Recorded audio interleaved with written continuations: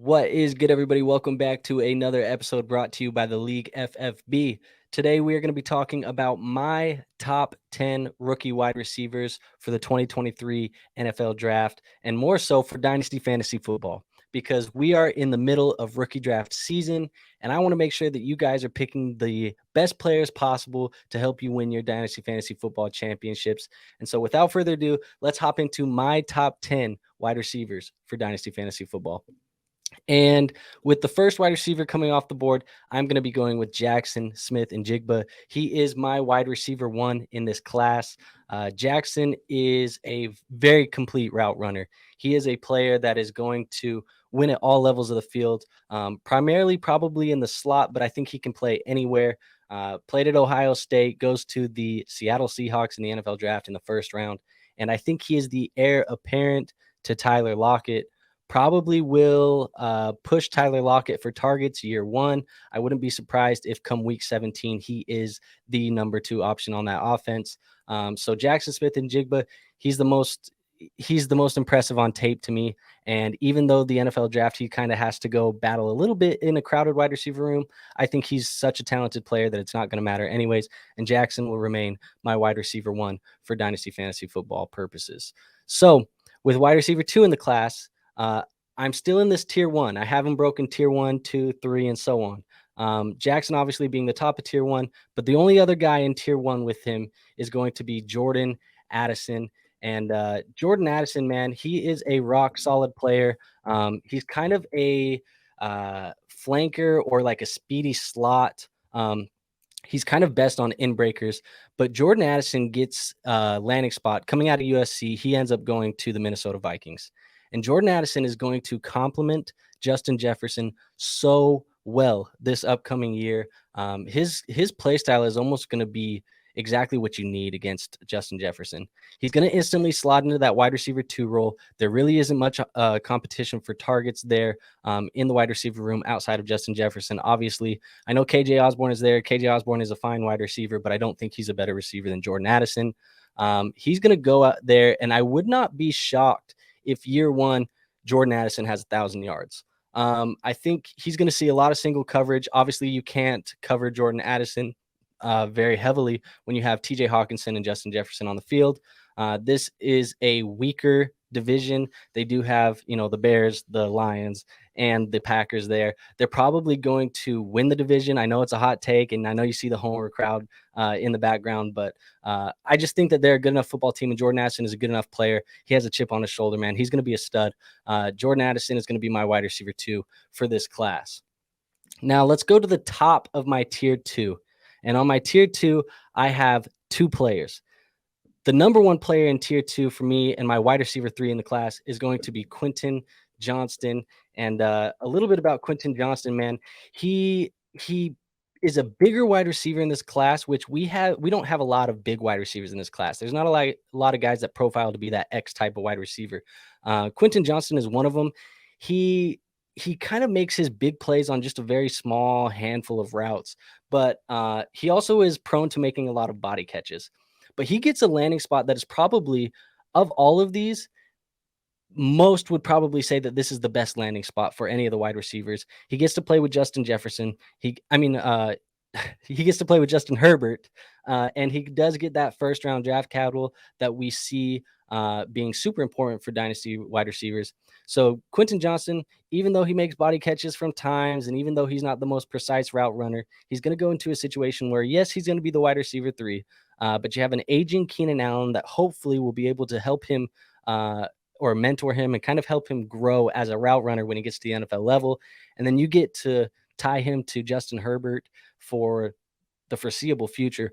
I think that's a recipe for some fantasy football points. He's a big play waiting to happen, boom bust a little bit as far as that goes. We've seen him disappear at games at TCU, but we've also seen him take over games. So Quentin Johnston, he's going to be my wide receiver 3 in the class, and he is going to be sorry about that. He is going to be the top of my tier 2 players. Now, when we get down to the second player in my tier 2, it is going to be Zay Flowers for the Baltimore Ravens. And Zay is probably the worst landing spot of these top receivers, because he's the last of these 4 guys that went in the first round. And you see, my 1, 2, 3, and 4, they all have first round draft capital. But Zay Jones, he goes to a team, led by Lamar Jackson. He gets to play with Odell Beckham, Rashad Bateman, and Mark Andrews. And he gets to go over there. And I would say probably year 1, he's going to slot in as the wide receiver 2 on this offense.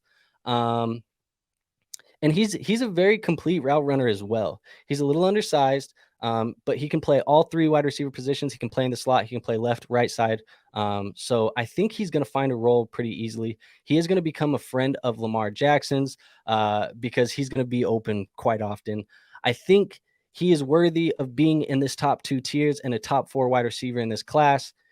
If it was purely off of the tape, and we didn't have to factor in this landing spot, he would be a little bit higher on this list for me as well. But because of the landing spot, I'm going to put him at 4. Hopefully I don't regret it, because this is a Baltimore Ravens offense that is no longer being OC'd by Greg Roman. So it could be, new days ahead for the Baltimore Ravens.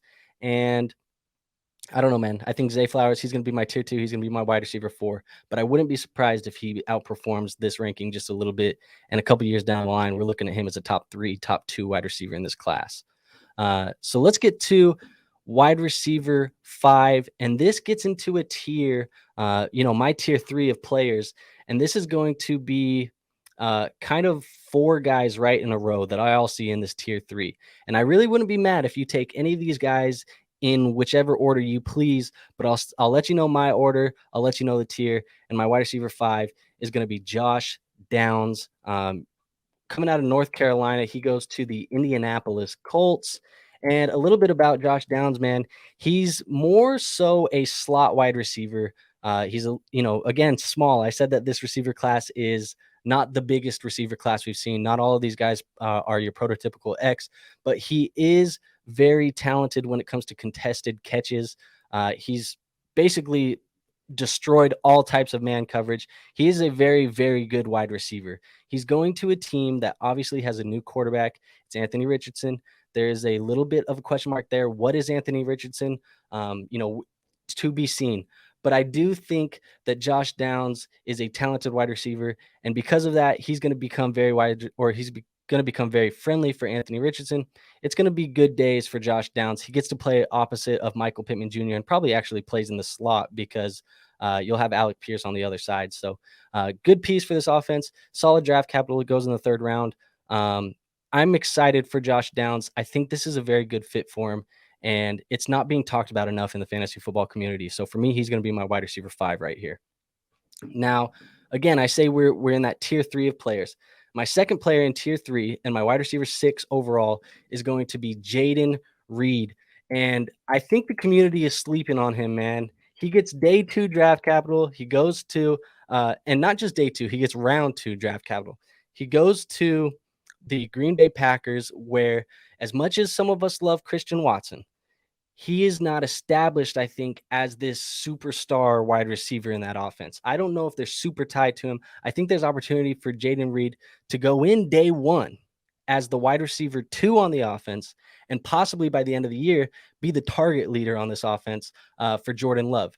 Now, I say that Jordan Love is a question mark as well. We don't really know what Jordan Love is, but I think Jayden Reed is a super, super talented wide receiver. He's a very strong route runner, and I think there's got to be a couple tweaks that we make to his game, but overall, he's very complete. So Jayden Reed is going to be a great weapon for the Green Bay Packers, and I think that ultimately, people are probably going to think that this ranking is a little too high. Wide receiver 6 in the class for me on Jayden Reed. I think he could finish even higher than this, man. So Jayden Reed, he's going to be my wide receiver 6, and he is going to be in that tier 3 with Josh Downs and these next 2 guys. So staying in tier 3, wide receiver number 7, let's go to Jonathan Mingo for the Carolina Panthers. And to me, man, he profiles kind of as a big slot wide receiver, gets that 2nd round draft capital to go play with Bryce Young now. Bryce Young is a super accurate quarterback. They don't have a ton of established receivers there. Their receiving core is pretty much brand new there. It's Adam Thielen's first year there, an aging veteran, DJ Shark, He struggled with injuries in the past, and then you have Jonathan Mingo. So I think Jonathan Mingo, probably going to play that big slot. If Adam Thielen doesn't play in the slot, they might play, they might mix it up and have him play a little bit all over the field. But he's kind of a very strong receiver. He plays like a bully. And I think he's going to be a solid wide receiver for the Carolina Panthers. I don't think that this guy's going to be a superstar. Now, I could be wrong. If you watch Matt Harmon or you listen to Matt Harmon says that his reception perception profile, which if you're not familiar with what that is, it basically shows you how successful guys are at running routes and how that translates to success at the NFL level. He says that there's shades of Amon-Ra St. Brown in Mingo's profile. When I watch the tape, I don't necessarily see Amon-Ra, but he says there's shades of it in his profile, so take that for what it's worth. I think Mingo's going to be fine. He's going to be my wide receiver 7 in this class. And again, he's in tier 3 as well with this guy who is going to be my wide receiver 8. And that is going to be Marvin Mims. He got drafted to the Denver Broncos. And Mims, just some notes here is, again, he plays inside and out. He's fast. He's quick. There's questions on whether or not he can kind of be a high volume wide receiver.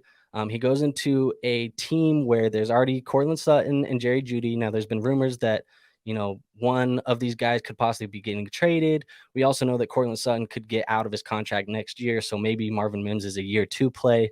But I think, again, talented wide receiver. It's going to be kind of hard for him to get some opportunities year 1. He is playing with Russell Wilson and a new head coach in Sean Payton. So I do like that Sean Payton, with limited draft capital this year, ended up going to get Marvin Mims. He kind of picked his guy in that wide receiver room. I do like that.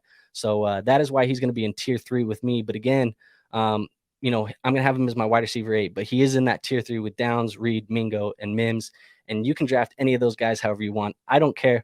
But I would personally take it the way that I just told y'all. And so let's get to tier 4.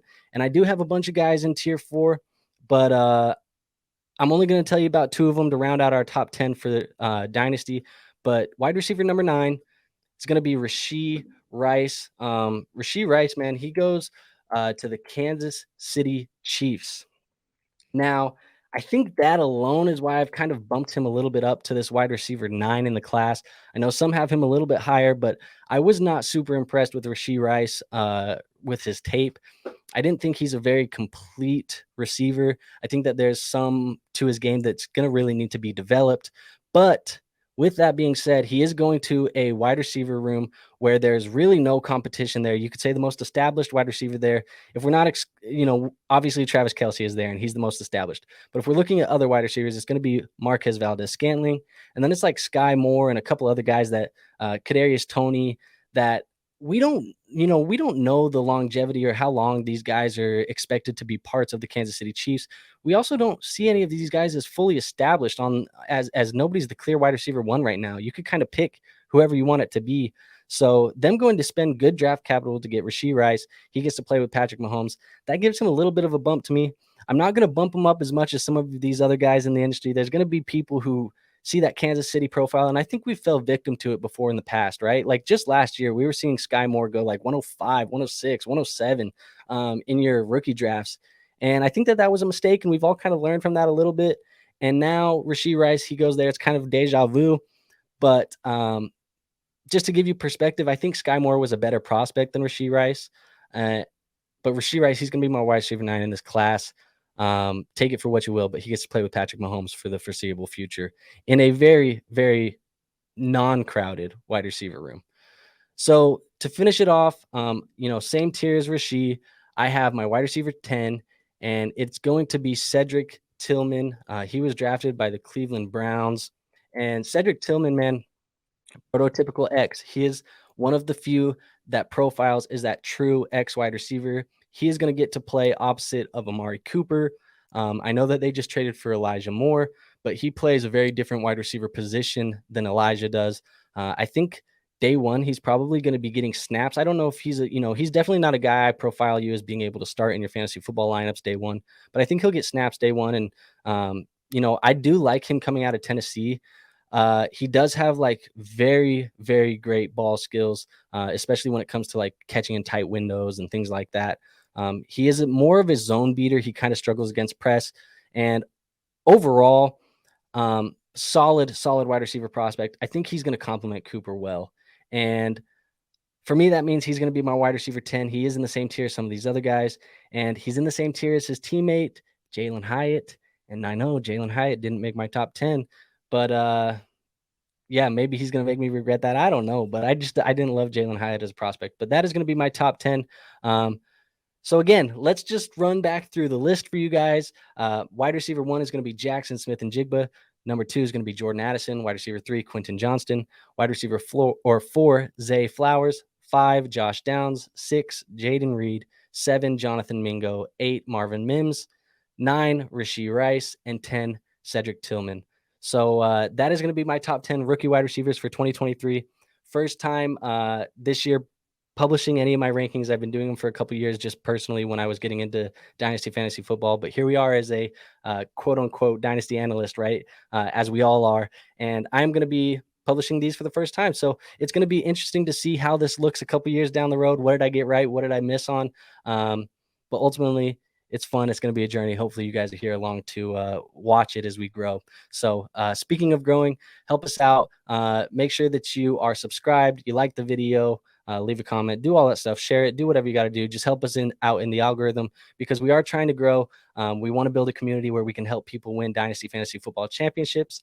And if you haven't joined the Discord, go join the Discord. It's linked in the description. It'll be linked in the video here or in the YouTube banner, whichever one you guys want to find it in, because we are talking Dynasty Fantasy Football in there all the time.